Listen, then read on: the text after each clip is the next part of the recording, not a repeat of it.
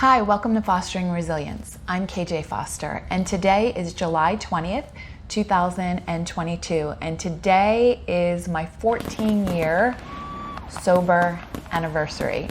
So I thought for my 14-year anniversary, in honor of these amazing, wonderful 14 years that I've had, that I would share my story. I haven't shared my story, at least this way, through posting it on my YouTube channel in several years. It's been at least, I think, a couple of years since I shared my story. And what's interesting is just recently I had somebody comment on the video and they said, "Oh, just another drunk-a-log." And that was really kind of like shocking to me because I didn't think of it that way, although that was clearly that person's perception. So I thought that this time I would share it more in terms of not only the relationship, the unhealthy relationship that I had, not only with alcohol, but in relationships in general, because a big part of my story is my struggle with codependency. And so I want to share more from that perspective, and also all of the incredible blessings that have happened as a result of this huge lifestyle change and this decision and this work that I put in, and what has come as a result of that. Because these last 14 years have mostly, and I say mostly because my first couple of years of sobriety were not fun, and it did not get better quickly. It got better for me very, very slowly, but it did ultimately get better, and it got way better. So I'm going to share that experience with you. So you may want to go get a cup of coffee or a tea or something, because I have my coffee and we're just going to get comfortable here as I share my story with you.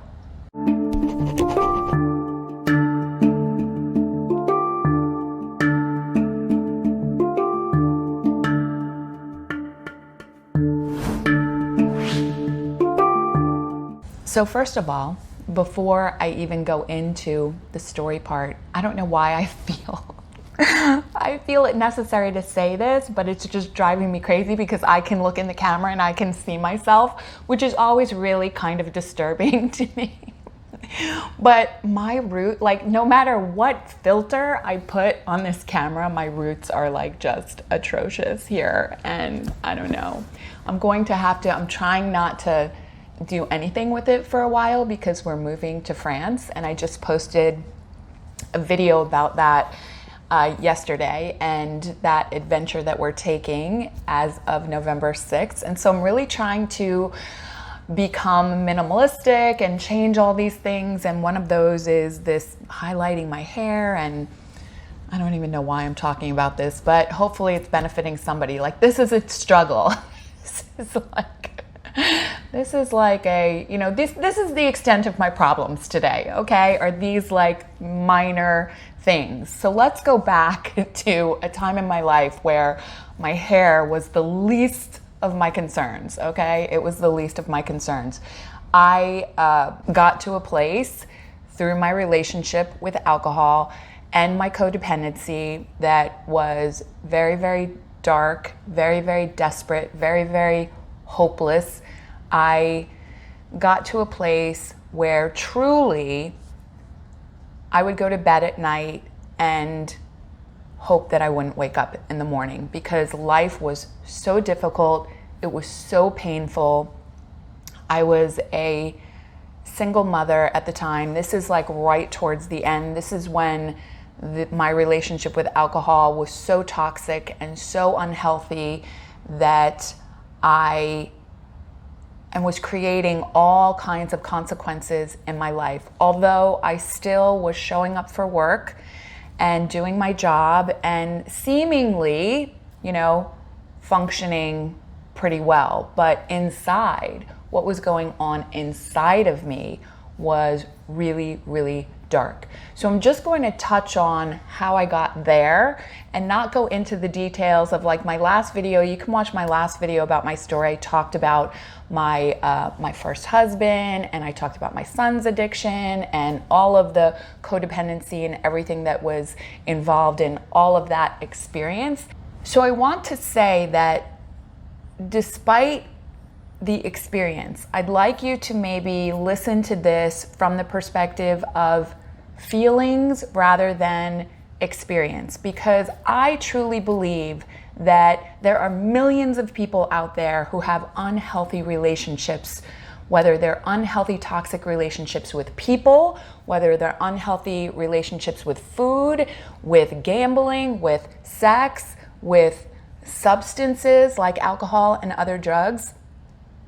It doesn't matter really in terms of like the feelings are all the same, like the place that it takes us to when we have an unhealthy toxic relationship with any of those things. So whether you're someone who has experienced a substance use disorder yourself, or whether it's just an unhealthy relationship in any of these different areas, I think that you'll be able to relate relative to the feelings, because it all started with my relationship with alcohol. I grew up in a family, a large Irish Catholic family, where drinking is a part of the culture of my family. It's a part of the very fabric of the family that I grew up in, and everyone that I knew, like everyone, all of my relatives, all of my parents' friends, everyone drank alcohol. And I never saw anybody, like I don't remember seeing anyone that was falling down drunk or any type of like negative experiences associated with drinking. I remember as a child thinking that it was all very glamorous, and I couldn't wait to be an adult so that I could drink alcohol. And I actually started drinking alcohol before I legally became of age. And I remember liking it, loving it from the very beginning. But I also remember drinking in a way that was very abusive and very unhealthy. And the purpose of my drinking was never just, well, not never, but a lot of my drinking was not about necessarily just having a few drinks and relaxing or it being social. It was to get drunk. Like I remember that feeling and really loving that feeling of not having to feel. And so early on, from the time I was in junior high, so where I grew up, we had junior high and high school, and junior high, from what I remember, was like 7th and 8th grade. And then you went to high school. And I remember as early as junior high using alcohol to get out of the way that I was feeling, and using it. I remember the first time that I remember getting drunk was in response to my very first boyfriend that I ever had breaking up with me. And I say my very first boyfriend, I think I was 13 maybe, and it was one of those things where it was like, like we said we were boyfriend and girlfriend, and like he came over my house every once in a while, but that was the extent of it. I don't think we ever went out on like a legitimate date or anything like that. And he broke up with me for this girl, I won't say her full name, but her name was Lori. And I was devastated. Over this. And I remember sitting somewhere on the side of the road with my brother, like on some curb somewhere, drinking Boone's Farm strawberry wine, and just, coating my feet, like just trying to soothe myself through drinking alcohol. So alcohol very early on was like my main coping mechanism. And then I went on to, and there were a lot of experiences where I drank alcohol through junior high and high school that were not good experiences. I mean, where I just really overdrank and probably experiences that I don't even remember, but it never interfered with my ability to go to school. I was actually an athlete most of my life, and so I think that countered, because I was an athlete, that counterbalanced, and maybe I didn't experience as negative consequences as I might have had I not been so athletic, because that processes a lot of that out of your system. So then I went on to college, and I drank all through college, but I still made my grades. I still was able to show up enough to go to classes. And did I get great grades? No, but I graduated and I got a job and I was able to function. I think I slowed down a little bit after that. I was always able to be responsible. So I was always able to show up for my job, do what I was supposed to do. But then my idea of having fun and letting go and relaxing always involved drinking. So this is the way I lived my life. I slowed down when I had my kids. But there were always these moments where I would overdrink. So this was always a problem throughout my life, a problem in that it was unhealthy. I had an unhealthy relationship with alcohol from the very beginning. It was like an abusive relationship, because abusive relationships with people, right? They don't start out as necessarily right off the get-go as being abusive. There's always this draw, this intoxication, so to speak, this honeymoon stage, this where it's wonderful. And I've been in a relationship like that with a person where on the one hand, it's giving me, all of these things that I need, like it's helping me to feel good about myself, and it's providing me with relief from stress and all of these positive benefits. But then it starts to turn. And more I have these negative experiences where I'm hungover, or I say or I said and did something that I regret, or I woke up in the morning and said I'm never going to drink again. I must have quit over 1,000 times throughout my lifetime where I said to myself, I'm done, I'm not drinking anymore. And then come 5 o'clock, there I was picking up another drink, but always functioning, always going to work, always taking care of my responsibilities, not neglecting my responsibilities. And again, there were periods throughout my life where I drank less, a lot less. There were periods in my life where I didn't drink at all. And then there were periods in my life where I drank more.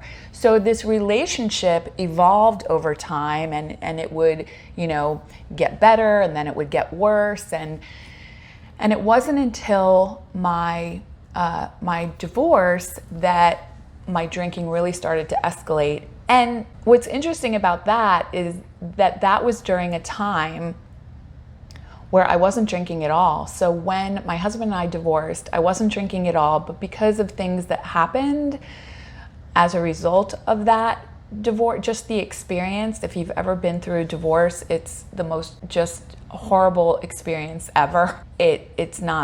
It's really difficult.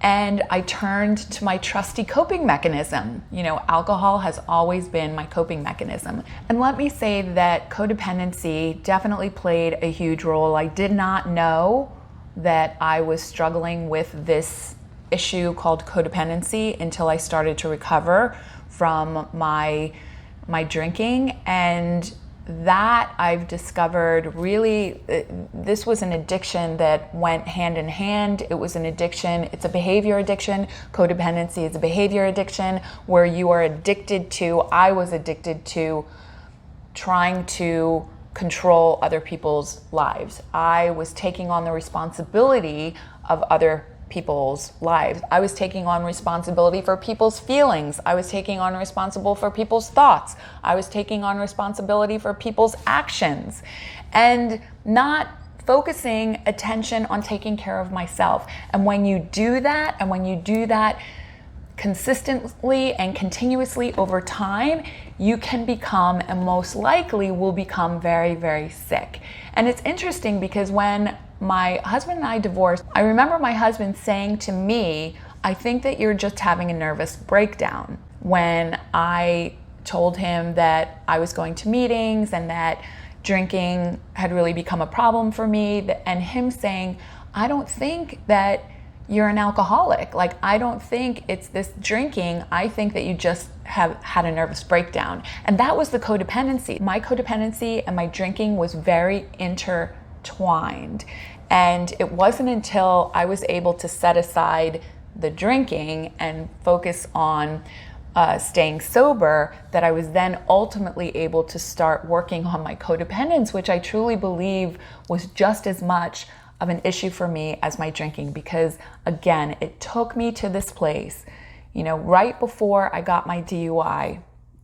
Actually, I should say right after I got my DUI, because my DUI is what led me to finally successfully achieve long-term sobriety, because I became totally committed to doing whatever it took to stay sober.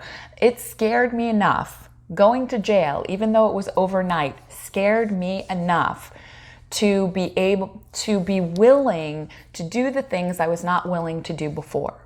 So I needed to change what I was doing, what I was willing to do, and I was willing at that point to enter the 12-step program, to fully immerse myself in the program, to do everything that it was recommended to do, and that started me on this path. And that is where it was in sobriety that I reached a place where I wanted to die. And that was because my life got way worse before it got better, because my son's addiction progressed as I, during those first couple of years that I was sober. He was a hot mess. And so life got harder. It did not get easier. It got harder because I didn't have my coping mechanism. I didn't have my best friend, alcohol, to help me through all of these really difficult experiences that I was going through. And there were just so many challenges that were happening during that time in my life that it's not really necessary to go into the details of that. It's just, I think, for me, regardless of whatever experience that you have, you can, experience getting sober and your life doesn't get better right away. That's what it was like for me. My life did not get better right away. It got harder because I always had alcohol to turn to, even though it was this vicious cycle, right? My drinking was actually creating more consequences. And so when I got sober, it was like this avalanche of consequences that I had to finally take responsibility for all of these things that were happening, and I had to take action. And that was really difficult for me. But over time, I started to gain more strength and more resilience, and I started to recognize that I'm actually handling these challenges and these really difficult situations in my life. I'm handling them sober. I'm doing it. I started to have these sober references where I would look back and I would be like, oh my gosh, I can't believe that happened. But what is even more mind-blowing to me is that thing happened and I stayed sober through that thing happening. I didn't pick up a drink in order to deal with what just happened. And then when I hit 14 months sober, my son got sober for the first time, and he started to get better. And so being codependent, of course, that helped me to feel better, because my feelings and my life and my self-esteem and all of the ways in which I viewed myself were very tied up in his actions and his thoughts and his feelings. And so as he started to get better, of course, I started to feel better about myself. Any mother would start to feel better. And then I met my husband. Well, I actually met my husband the very first week that I was participating in the 12-step program. We were actually in the same home group together. And when I met him, it was not love at first sight. Let's just say that. When I met him, I was newly sober. It was like the first week that I was back to attending meetings, because a whole nother part of my story is that I struggled for 5 years, relapsing over and over again, but I won't go into that because that's the drunk-a-log. So I'm trying to minimize the so-called drunk-a-log. So I met my husband the very first week, and I remember walking into this clubhouse that we both went to, and there was a coffee bar. And he was standing at the end of the coffee bar. He had long hair down to his butt in a ponytail with yellow cowboy boots on. And I remember thinking to myself, who is this guy and what kind of a midlife crisis is he going through right now? And the guy that was behind the coffee bar introduced me to him. And that was it, basically. That was the extent to our interaction. The guy had just introduced us, and I remember thinking those thoughts, like, what's up with this guy? And then I found out the story behind it, which is he and his son were in this competition where they were growing their hair, and whoever cut their hair first had to pay the other one $1,000, and they were both so stubborn. Both of them had hair down to their waist, and then they decided to cut it all off together and donate it to Locks of Love. And he cut his hair to shoulder length, which was much more appropriate looking. And I remember hearing his story at one point and thinking to myself, wow, I think maybe I misjudged this guy. Like, he seems like a really nice guy. But the truth is, I also believe that because I was so sick with my codependency, with being very new to sobriety, that anybody that I was attracted to was going to be like the worst possible person for me, because like attracts like, and I just, anybody that I was attracted to was going to be a really unhealthy person. So life continues, and I continue to stay sober, and we're going to the same home group. And then when I was 16 months sober, my son had been sober for 2 months. And prior to my son getting sober, he had tried multiple times. Like, he was going to meetings, then he would relapse. And his sponsor at the time was a sponsee of my husband. So it was sort of like 7 degrees of separation. It all started when I attended a meeting, and Kevin, Tony's sponsee, came up to me. I was throwing away a coffee cup, and he was outside throwing away the garbage, so there was no liner in the garbage, and I went outside to throw out the coffee cup outside where Kevin was. The meeting was still going on. And Kevin had asked me if I was still dating someone that I had been seeing for a couple of months, that relationship had ended. And that was really only a couple of months, because I was actually committed to not getting involved in a relationship for a year, because I had had such disastrous experiences in the 5 years prior that I was committed to getting healthy myself, having a healthy relationship with myself before I engaged in a relationship. And I lasted 11 months and then had this very brief relationship that was very unhealthy in and of itself, because that was my pattern. I was always attracted to unhealthy. And so Kevin asked me, are you still seeing that person? And I said no, that had been over for a while, but that I was not dating. I was committed to having a healthy relationship with myself. And that's one thing that I think is so important and that I highly recommend, is that you develop a healthy relationship with yourself, that is so primary to everything, no matter what your issue is. Like, having that healthy, loving relationship with yourself dictates every other relationship in your life. And I had really, because of my codependency, had no sense of self, had no, relationship with, had no clear idea of my own thoughts, feelings, even values. Like, everything that I did was very, very much based upon you liking me rather than me liking me. And so developing that healthy relationship with myself was huge and very important to me. So I was like, no, I'm not dating right now. No, thank you. And Kevin was like, you haven't even heard who it is. And I was like, I don't care who it is. I'm not dating. I'm taking a break for a while. And he said, well, but it's Tony. And I was like flabbergasted, because Tony had been dating somebody the entire time that I knew him in the program. He had been dating someone, And so I was like, what are you talking about? Like, Tony isn't even single. Like, he's with this woman. And he said, no, people don't understand. They haven't been together for a while. They're just friends now. And I'm like, wait a minute. He was just here with her last night, and you're telling me that they're just friends. I'm like, I don't know. This whole thing sounds really fishy. I'm like, I don't want to get involved in any kind of a triangle or anything for that matter that's unhealthy. So thanks, but no thanks, Kevin. And he was like, okay, well, do you think maybe you'll be willing to come and have coffee with us tonight? We're all going out to Starbucks to have coffee. And that's something that I had done previously, and I had done actually when Tony was there in the past, but he was always with this other woman.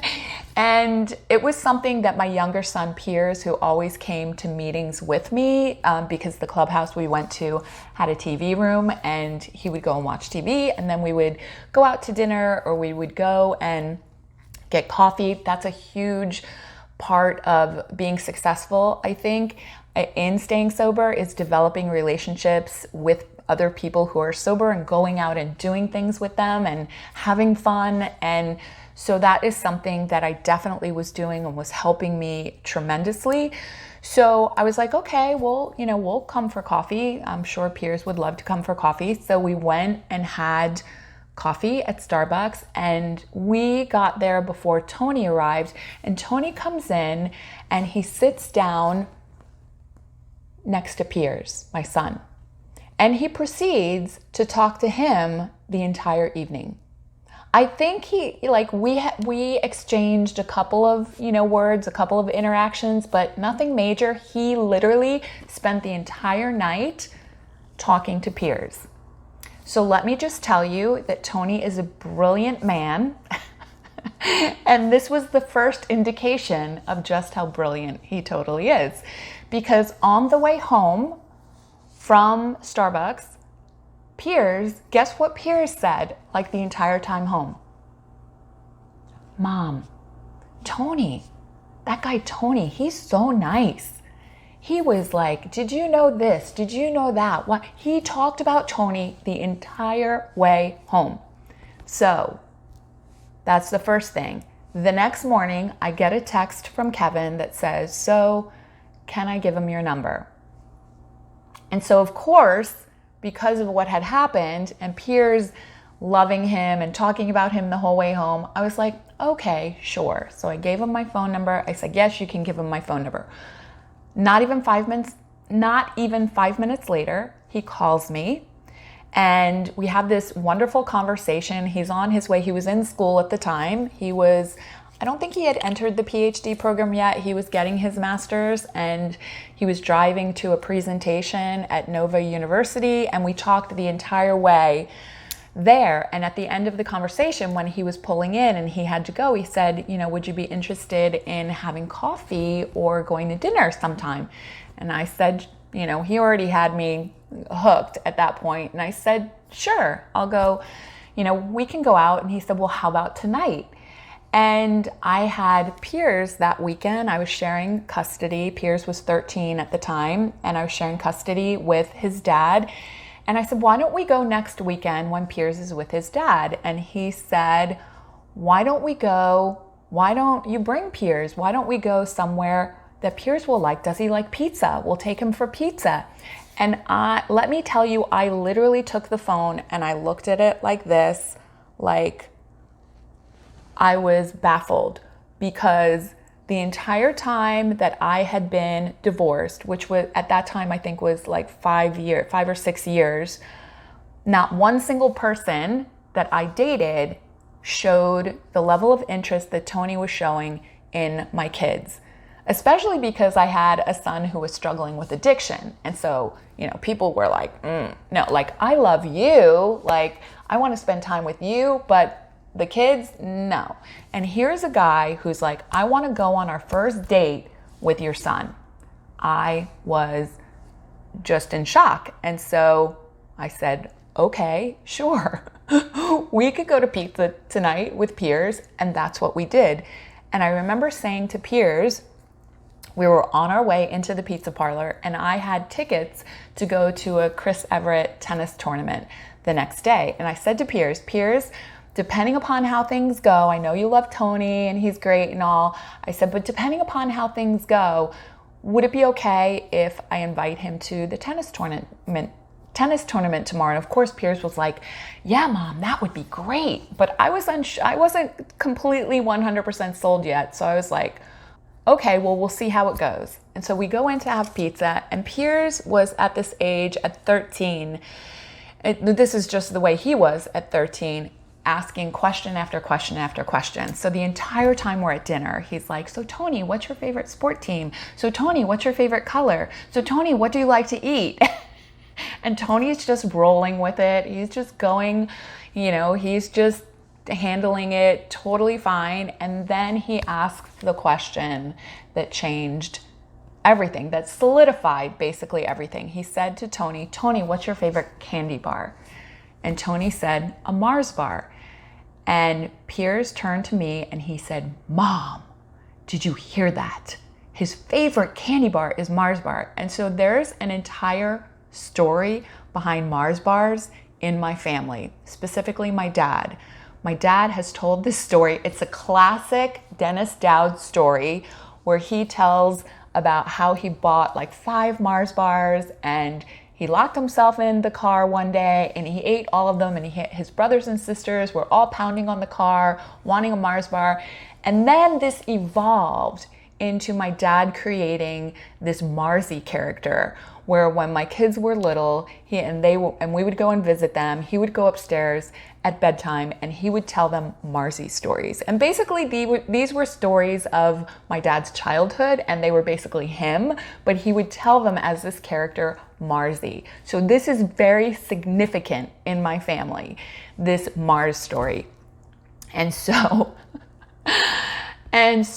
I turned to Tony at the time and I said, do you like tennis? And I invited him to the tennis tournament. So that first night was Saturday night, and then Sunday was the tennis tournament. Monday, and I hope I'm not boring you with this, but this is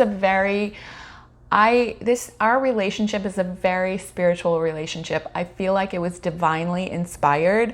I can remember praying at night for God to please bring someone into my life, not for me per se. Like I was not really like, oh, I need somebody to complete me. I was definitely about me having a healthy relationship with myself and being on my own and being fully responsible and taking care of myself. So it wasn't like I was looking for anyone to take care of me, nothing like that. The exact opposite of that. But I prayed to bring somebody in my life, a male, that would be a positive influence for my sons. And I feel like I know that God answered that prayer. And through my relationship with Tony, because the next day, Monday, I was a part of a bowling team at work. And someone on our bowling team called in sick. They couldn't make it. And I didn't think of Tony right off the bat, but as I'm driving, I just thought we would just play and maybe we wouldn't, replace the person. So I left work early at a time that I normally do not leave work. So it was a different time, slightly earlier, so that I could go home and I could change and then pick up Piers, because Piers played on the team as well, and go to the bowling alley. So I'm driving home and I'm stopped at this major intersection stoplight, and I turn to my right and Tony is in the car next to me at the light. And he doesn't live in the area. So I'm looking over and I'm thinking to myself, my first thought is he like following me? Like why is Tony like in the car next to me? And Tony said that his first thought was, oh my God, she's gonna think I'm following her or something. He had just gotten off the exit to go to a meeting. He was coming from the treatment center where he was volunteering at that time. He's now the program director there, but he was volunteering as a part of his internship. And we both look at each other and we roll down the window, or he's like, pointing to his phone, and then he called me and he was like, I promise you I'm not following you. I'm not stalking you. And then that's when I asked him, when's the last time you bowled, and would you be interested in coming in and joining our bowling team for tonight because somebody canceled? Just sort of like out of the blue. And he comes and he bowls with us, and he fits right in. That's kind of like a not easy thing to do. These are people that I work with. I don't know how it's going to go. And he just like blends in. Everybody loves him, and it just went great. And I think it was the next day where we didn't see each other for that day. But after that, we spent every single day together. There was only one day that we didn't see each other, and that was in November.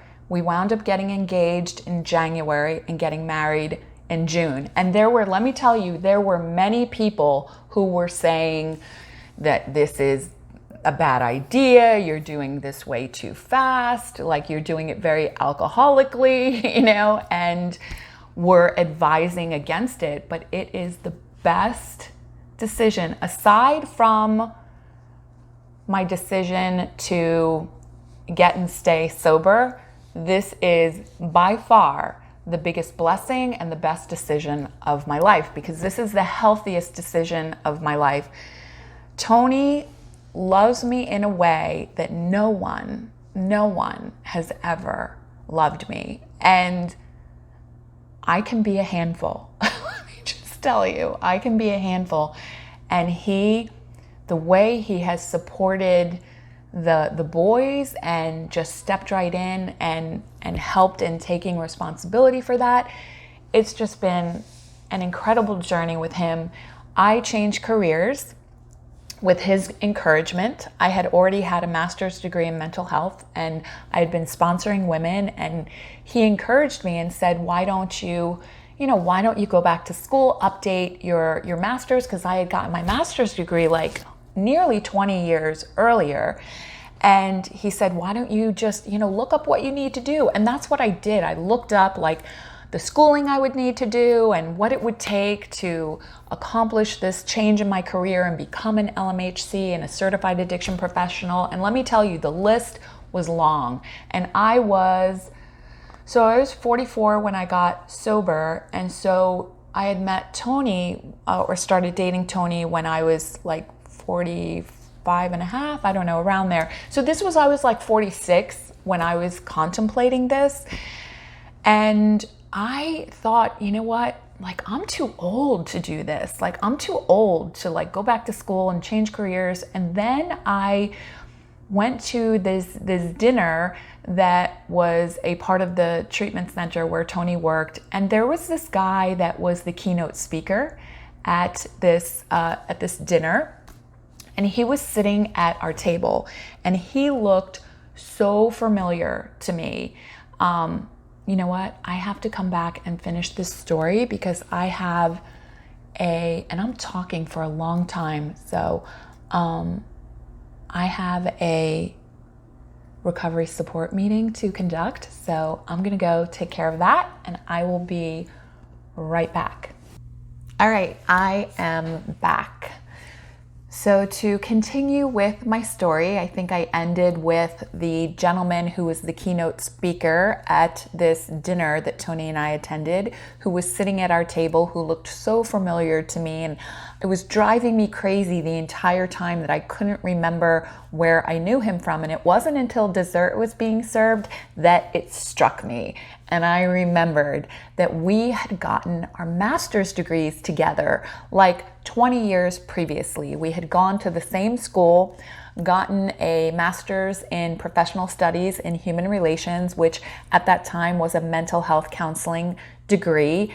And I became pregnant during the program, and so I never pursued actually getting licensure or even working in the field for that matter. So we had gone to school together, gotten our master's degrees together, and I learned that he was in recovery for 30, 40 years, because at this time he was, I want to say, in his early 70s. And so when I was initially trying to think of where I knew him from, I was thinking maybe through my parents and because he's a bit older. And And yet we got our master's degrees together, and I shared with him that I was considering this, but I thought I was too old. And that's when he said, KJ, how old do you think I was when we got our master's degrees together? And I had no idea. And he said that he was 56 when he had gone through the program with me. And since then, he had become a PhD. He had his own private practice. He was working in a major role at a treatment center, and basically had achieved all the things that he had set out to achieve, but started that process at 56 years old. And so he said, please do not let age deter you from seeking what you really want to do. And then he said something really, really powerful. He gave me some really powerful advice. And he said, this is what I suggest you do. I suggest that you pursue this like you pursued your sobriety. First of all, you take it one day at a time. And what I suggest you do is you get a notebook and you write down what it is you want to achieve, like what it is you're seeking to accomplish. And then on each page moving forward, every day write down something that you have done toward accomplishing that goal, whether it's getting your copies of your transcript, or applying to a program, or applying for the GRE, whatever it is, like write it down and each day do one thing, at least one thing towards that goal. And so that's what I did. I wrote down what I wanted to accomplish, and each day I did something towards that goal. And this is another part of the spirituality of the journey. I haven't even touched on like God. I think I've definitely talked about spirituality in terms of how it has influenced my relationship with Tony and this particular experience that I had. So let me just touch on that for a moment, because this is huge. This has been a huge part of my recovery process, is this relationship, this trust in a power greater than myself. And I have a very strong faith and belief in a God of my understanding. And I have from day one sought out a relationship with that power and trusted in that power. And it has not failed me.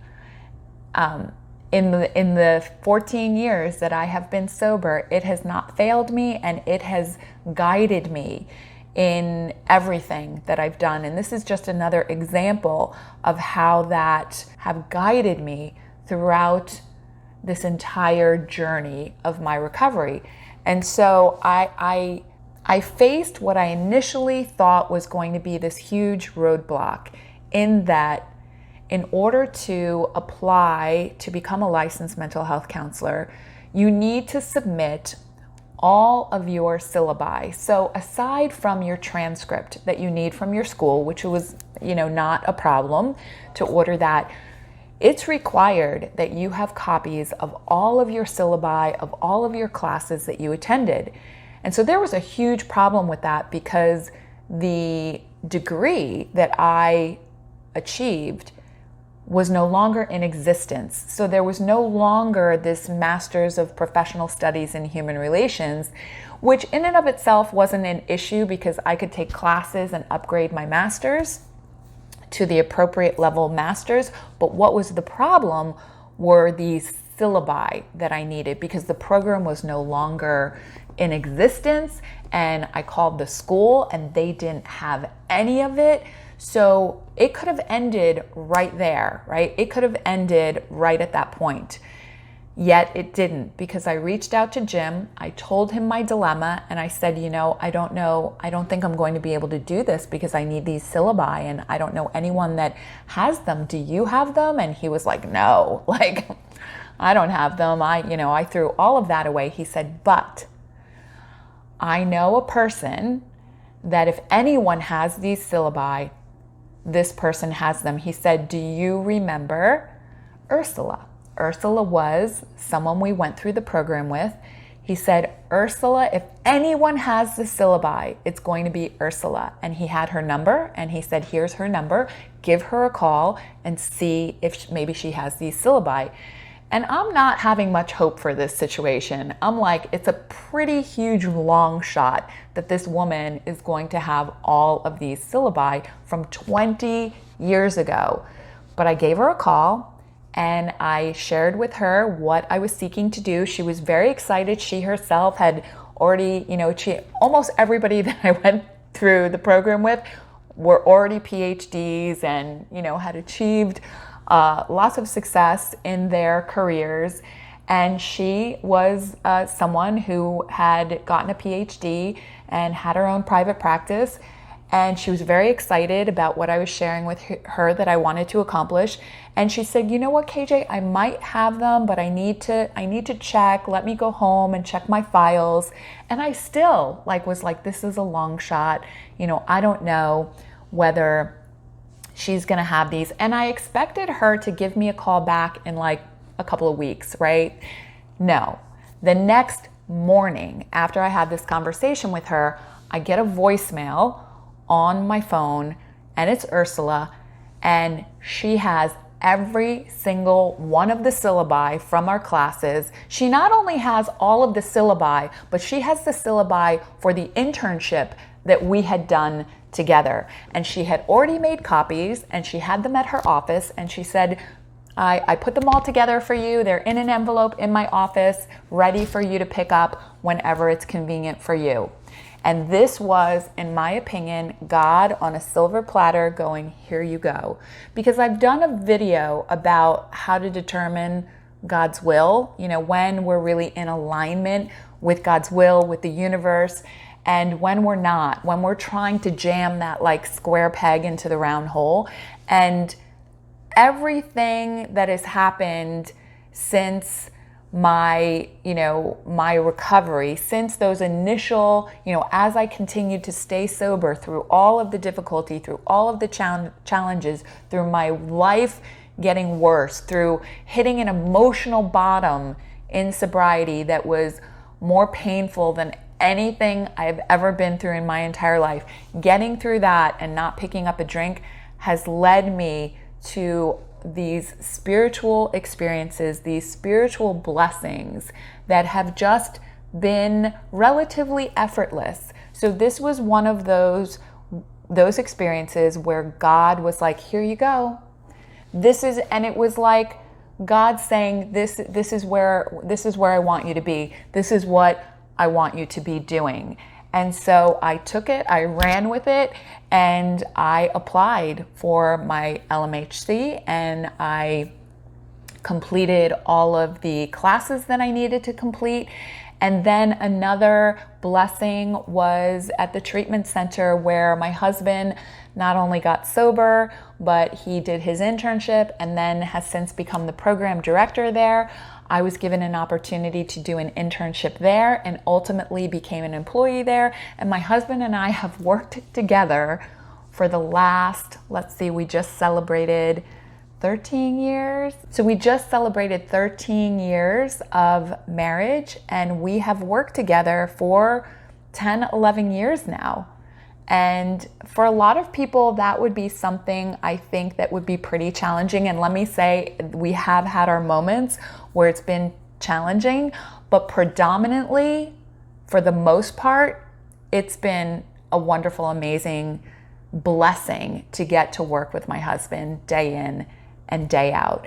So there are all of these incredible blessings. Starting this YouTube channel has been an incredible blessing to be able to connect with people from all over the world. These recovery support meetings are another blessing. There have been so many blessings that have happened as a result of my recovery. All right, so I'm winding down here this very long video. If you've stuck with me to this point, I thank you. And I just want to emphasize a couple of things because I started out this video talking about focusing on feelings rather than experience. And the feelings are the feelings that I felt about myself. So from early on, as early as I can remember, I never had a really strong sense of self. And that was directly related to my codependency. My feelings were so much based upon external sources like other people's thoughts and feelings, and I had really no internal strength. And so this recovery process has this changing my lifestyle, changing my relationship with alcohol has really changed so many more things in my life. It's changed the relationship I have with myself. I now have a very clear idea of what is important to me, what I value. I value my own thoughts and opinions. I value how I feel. I have respect for and value other people's feelings and thoughts and opinions, but I don't have to agree with them and I don't have to fix them or change them. Other people are allowed to have their thoughts, feelings, and opinions. I don't have to agree with them. I also have healthy boundaries today. I don't allow people to disrespect me. I don't engage in relationships that are unhealthy and or toxic. And that in and of itself is a part of the health of the relationship I have with myself. And then the other thing that I'd like to just really suggest and emphasize is practicing compassion. Aside from not only participating in the 12-step program, but also a lot of outside therapy work that I've done. And one of the areas that has been hugely beneficial for me are meditation and practicing compassion. So practicing meditation has really helped me to be able to be with my feelings, not have to change the way that I'm feeling. Also, like accepting myself as I am in this very moment. Do I constantly strive to do more and to become the best version of myself? Yes, absolutely. But I also have learned to just allow myself to be and to accept myself for who I am in this very moment, a very imperfect spiritual being that's on this spiritual journey. And I do not have to define myself by other people's opinions, by the things that I have, what I've accomplished. And I'm on that spiritual path. I'm continuing with that spiritual path by this move that we're making to France, where we are letting go of everything that we own, virtually everything that we own, and enjoying the experience, enjoying just being, allowing God to lead us wherever it is that God wants us to be in this next chapter of our lives, and not having to live based upon the things that we own. And finally, emphasizing the value of practicing compassion. Practicing compassion has really done so much for my personal growth mentally, emotionally, and spiritually.